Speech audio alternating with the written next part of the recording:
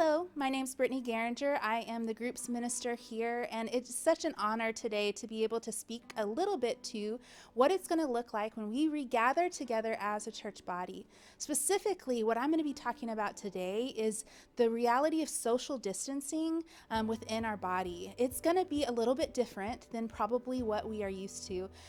For many of us, coming to church is a place where we can connect with one another and give each other hugs and high fives and handshakes, and it's going to feel a little bit different for many of us not to be able to do that in that specific way. And so as we regather together as a body, what we're going to ask of you is that we do observe social distancing. And so that means we're going to stay 6 feet away from each other in the lines and as we communicate in the lobby and outside of the church. And it means that the seating is going to be a little bit different. We're going to have rows that have nobody in them and a specific number of seats between families or individuals to make sure that we keep everybody safe and we love everybody well. And so as you come here, I just want to set you up to expect that it is going to feel a little bit different.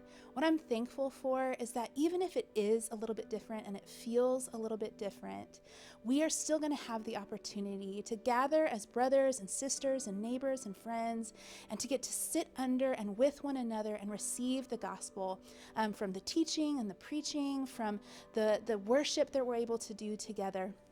And so there are also a couple of implications of social distancing on what we do on a Sunday. And so this means when you come, you're going to line up. And you're going to line up 6 feet apart so that you can be ushered into your seats. It means you're going to sit a certain distance away from other people.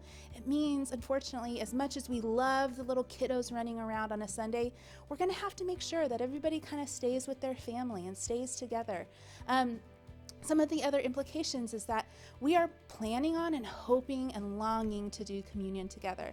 We're figuring out what that might look like, but just so you know, it may take us a couple of weeks of doing this before we get an idea of what that could look like. And so it may take a little bit of time for us to return to that practice with one another, but we're praying and longing for that to be back as soon as quickly. And then it may also mean that we're not going to be able to do passing of the peace like we've historically been able to do it.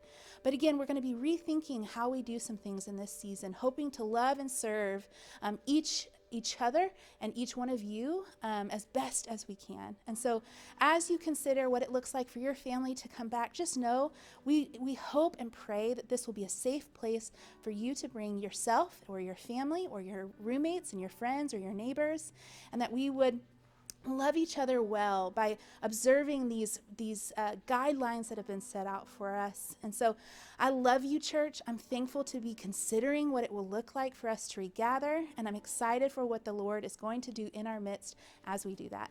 I'll see you soon. Bye.